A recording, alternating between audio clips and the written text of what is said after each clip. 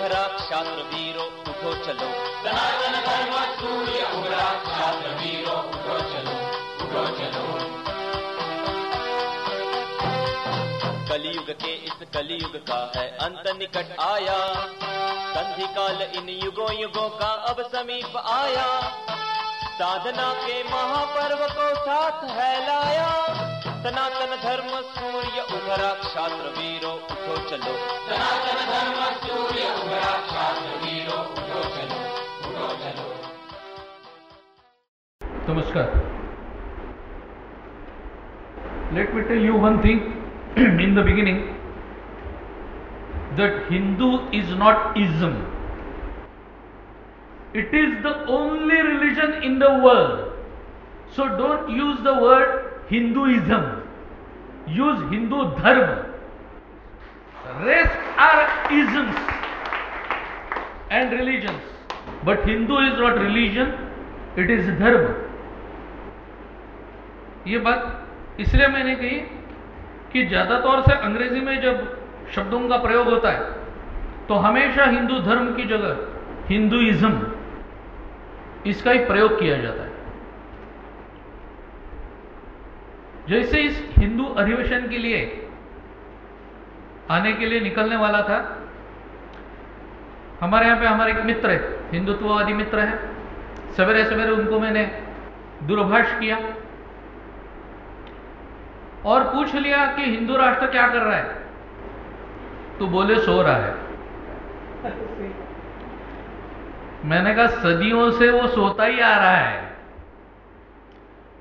कभी एक गुरु गोविंद सिंह जी हुए थे, जगे हिंदू तुर्कन दुंद भाजे कहने वाले, महाराणा प्रताप जी हुए, छत्रपति शिवाजी महाराज हुए, संभाजी महाराज हुए, बाजीराव पेशवा हुए, पहले बाजीराव। हाँ, हालांकि पहले बाजीराव के भी हमें पराक्रम तो मालूम नहीं रहता, केवल मस्तानी मालूम रहती है, ये विडंबना है हमारी।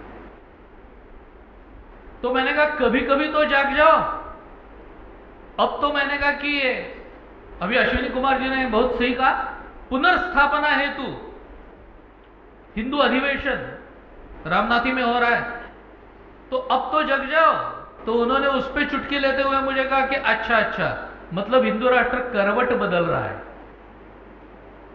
मतलब हम न आने के लिए या कुछ काम न करने के लिए कितने बहाने ढूंढते हैं, आसानी से मालूम हो जाता है।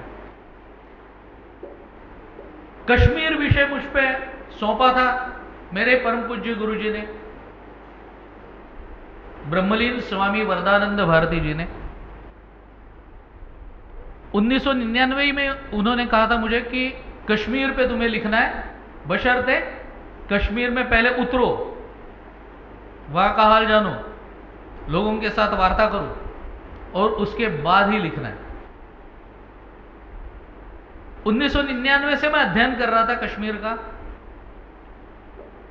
2003 में अमरनाथ यात्रा के दौरान मुझे कश्मीर उतरने का मौका मिला। अमरनाथ यात्रा के लिए पहलगाम में, जहां पे पहली चौकी आती है, वहां पे बस के सभी यात्रियों को नीचे उतार दिया जाता है। 2003 की बात बता रहा हूं। आधा किलोमीटर आगे जाके फिर वापस सब जन बस में बैठ जाते, फिर बस मार्गस्थ हो जाती है। जैसे वहां पे उतरा, कुछ भिखारी लड़के वहां पे जमा हुए थे। उनमें से एक को मैंने पूछा कि बेटे कहां पे रहते हो, तो बोले पाकिस्तान में। उसका जवाब सुन के ही मैं सन्न सा हो गया कि इतना सा लड़का और मुझे बता रहा है पाकिस्तान में रहता हूं। मैंने कहा बेटा ये तेरा पाकिस्तान आया कहां पे, तो बोले वो सामने वाले पहाड़ी पे उसका गांव था। तो मैंने उसको पूछा कि तुम्हें किसने बताया कि ये पाकिस्तान है, तो बोले माँ बाप ने। और हमारे यहां पे जो मुल्ला मौलवी आते हैं, तब बिहार और उत्तर प्रदेश से काफी मुल्ला मौलवी वहां पे जाते थे। हालांकि यह दौर तो 1990 के पहले से ही शुरू हुआ था। उनका प्रसार कितना ही है आप देखिए कि एक छोटा लड़का जिसे देश मालूम नहीं, हिंदुस्तान कौन सा पाकिस्तान कौन सा, किसे क्या कहा जाता है ये जिसे मालूम नहीं, वो लड़का मुझे बता रहा है कि मैं पाकिस्तान में रहता हूं। मैंने कहा बेटा कभी तो नक्शा देख ले अपने देश का, तो मालूम पड़ जाएगा पहलगाम से पाकिस्तान कितना दूर है। तो बोले नहीं नहीं आप कुछ भी कहो लेकिन हम पाकिस्तान में ही रहते। अमरनाथ यात्रा के पश्चात श्रीनगर में जैसे मैं उतरा, उसके बाद में वहां पे काफी पैदल घूमा, काफी गांव में पैदल घूमा, इसीलिए कि आप जब पैदल घूमते हो तो आपको वहां का वातावरण, वहां के लोग, खान पान, वेशभूषा सब मालूम हो जाती है। और जो कश्मीरी आदमी बोलता है, मतलब कश्मीर जब मैं बोलता हूं और कश्मीरी जब बोलता हूं ना, तो ज्यादा तौर से मुसलमानों से संबंधित, क्योंकि आज कश्मीर घाटी में मुसलमान ही ज्यादा है। 1981 की जो जनगणना है उसके अनुसार कश्मीरी घाटी में 96% मुसलमान और 4% हिंदू। उसके बाद में तो उतना भी नहीं होगा, 4% भी असंभव है। तो उस वक्त जब घूम रहा था, तब जब कश्मीरी लोग बोलते थे मेरे साथ, तो हमेशा बिटवीन द लाइंस क्या होगा, इसकी समझ अगर आपको होगी तो आपको मालूम पड़ जाएगा कि वो क्या बोल रहे हैं, किस ओर इशारा कर रहे हैं। कश्मीर यूनिवर्सिटी में जब मैं गया, कश्मीर यूनिवर्सिटी का जो अल्लामा इकबाल लाइब्रेरी है, उस लाइब्रेरियन का ऑफिस मैंने आज तक इतना बड़ा कार्यालय किसी भी लाइब्रेरियन का नहीं देखा है। इतना बड़ा कार्यालय था। वहां पे कई अध्यापक भी आके बैठे थे, मेरे साथ चर्चा कर रहे थे। उन्होंने कहा था you just take article 370 back and we will get freedom. मैंने कहा कैसे? तो बोले वो ब्रीच ऑफ एग्रीमेंट होगा ना।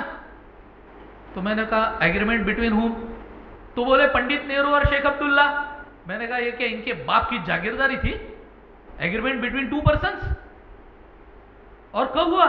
तो बोले 1947। मैंने कहा भैया घटना आई 1950 में, तो उसका एक आर्टिकल 1947 में कैसे लागू हो गया?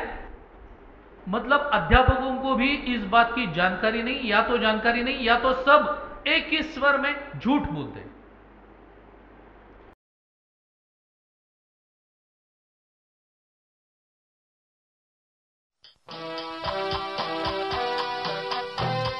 सनातन धर्म सूर्य उभरा, क्षात्र वीरो उठो चलो। सनातन धर्म सूर्य उभरा, छात्र वीरो उठो चलो, उठो चलो। कलयुग के इस कलयुग का है अंत निकट आया, संधि काल इन युगों युगों का अब समीप आया। साधना के महापर्व को साथ है लाया, सनातन धर्म सूर्य उभरा, क्षात्र वीरो उठो चलो। सनातन धर्म सूर्य उभरा, छात्र वीरो उठो चलो।